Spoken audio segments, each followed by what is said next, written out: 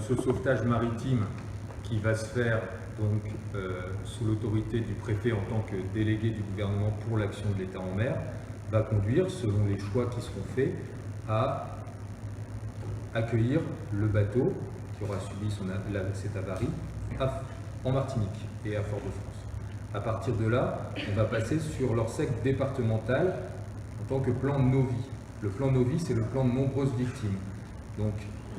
le plan Novi, on ne le met pas en œuvre en fonction d'une liste d'événements prédéfinis, mais en fonction de l'impact d'un accident ou d'un événement.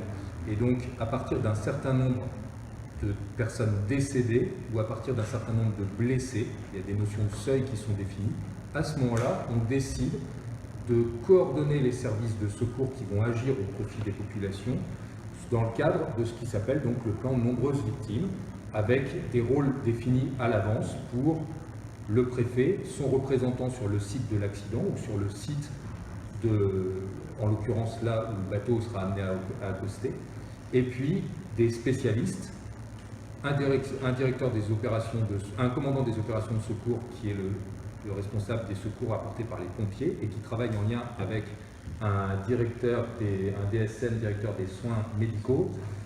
qui lui est un médecin du SAMU et qui fait les choix qui vont conduire à apporter tel ou tel type de soins aux différentes personnes qui ont été blessées, qui sont des urgences, soit absolues, soit relatives. Donc ça, c'est le plan de Novi, donc qui fait jouer un nombre très important de services. Le SAMU, le SDIS, j'en ai parlé, mais aussi les forces de sécurité,